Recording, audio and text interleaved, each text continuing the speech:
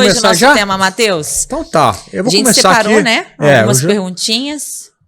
Primeira pergunta aqui, né? O que levar em conta na hora de contratar um professor de música para a minha escola? O que você tem para falar? O que você leva em conta na hora de... Eu vou começar, né? Quando começou a Starling Academy, só para fazer um briefing aqui, quando cheguei no Brasil em 2009, eu dei aula em algumas escolas de música, tá, gente? Eu dei aula por uns 3 ou 4 anos.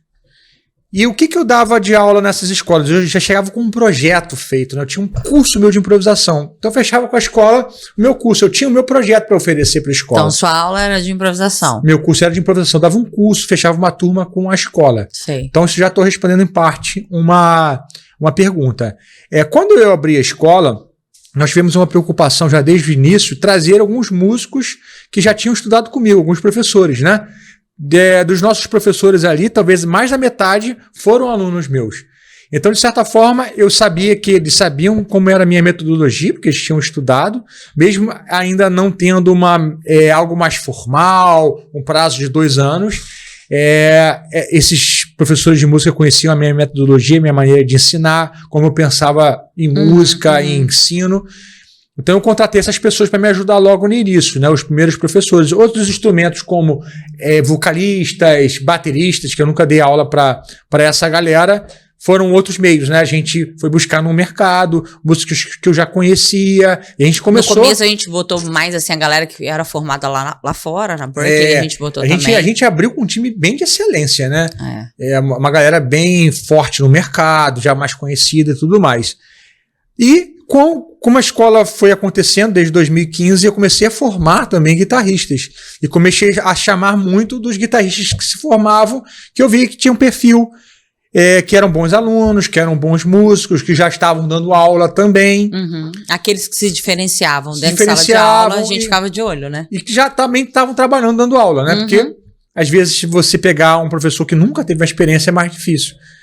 Então, hoje, pra gente é mais fácil contratar, porque a gente já forma professores ali dentro que entram para se formar como músicos, e a gente está prestando sempre atenção, mas a escola cresceu muito, e você também tem outros processos, né? Acho que você poderia falar um pouco deles agora. Então, hoje não é mais só essa parte técnica, até porque a gente entendeu que começamos pequeno e fomos crescendo, né? E quando você cresce, você tem mais exposição e tem mais pessoas. Antigamente era só a galera que era mais profissional que buscava Starling para se profissionalizar ainda mais, né?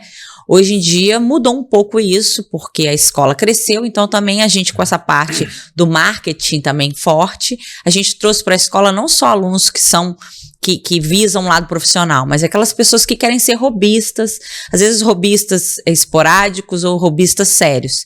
Então, a gente tem que ter outros tipos de professores também, porque a gente também sabe que quando o professor ela tem aquela didática mais profissional, às vezes essa galera já não quer mais dar aula para a galera que está começando. Então, hoje na Starling, para dar aula lá, eu tenho alguns processos. Um deles é passar por essa parte comportamental, né? Eu faço os testes comportamentais para entender o perfil comportamental daquele professor, porque depois de 7 anos a gente entende que não adianta só tocar pra caramba e dar uma boa aula. Essa pessoa você tem que conviver com ela. A gente tem que saber se essa pessoa ela é boa para convivência em grupo, para saber como ela vai lidar com as situações difíceis, com as situações dos alunos, se ela é uma pessoa que tem facilidade em cumprir regras. E no perfil comportamental você consegue ver tudo isso. Então eu faço essa aplicação desse teste, eu abro a vaga, faço a aplicação desse teste, olho o currículo da pessoa e a pessoa passando nessas etapas, ela entra para estar com a gente. Mas hoje também a gente tem essa visão para esses outros professores que não são necessariamente formados pela Starling. A gente antes tinha uma visão, ou a galera formada na Berkeley, alguns formados aqui, ou aquela galera que a gente mesmo formava.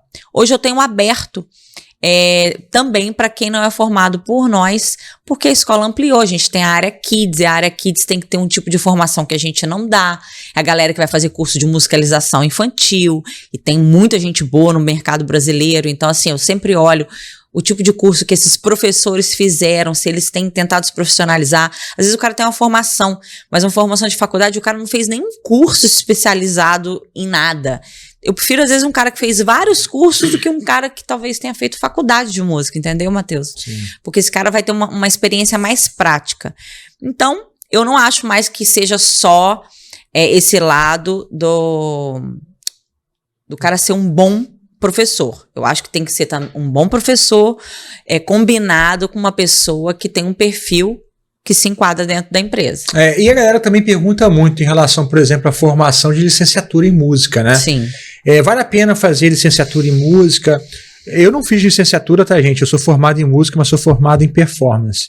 Qual é o meu entendimento, nossa visão, até mesmo na hora de contratar? A licenciatura, ela acaba te preparando muito mais para dar aula, para seguir aquele esquema de escola pública ou escola privada, dar aula em turmas maiores, saber trabalhar como um professor de escola. Para quem quer fazer um concurso público. Né? Que quer trabalhar mais em escola, em turmas mesmo. Essa questão de uma coisa muito mais próxima, uma aula particular, uma aula em dupla, grupos muito pequenos, não necessariamente a licenciatura vai te preparar para isso. Pode ser que alguma outra prepare, mas não necessariamente. Então, por isso que é tão importante para a gente tá de olho se o professor ele tem esses cursos que são mais práticos mesmo. Ainda mais se o cara fez licenciatura, eu acredito assim, cara, antes de tentar entrar no mercado, faça o máximo de cursos práticos para mostrar no seu currículo. Ou porque, tipo assim, eu não contrato um cara que o cara, assim, fez licenciatura e só. Eu ou então tenta fazer um estágio, perfil para trabalhar com a gente. Ou então faz um estágio numa escola de música que ofereça esse tipo de... Então, o estágio, na verdade... Numa escola de música mesmo, né? Às vezes o cara faz uma licenciatura e faz o estágio numa escola convencional. Entendi. E aí ele tem aquela experiência lá que vai servir para aquela experiência. Sim. Então é muito diferente um professor que dá aula para uma turma de 20 alunos, 25 alunos, de um professor que vai dar uma aula particular, um professor que vai dar uma aula para 3, 4 crianças, né? Sim.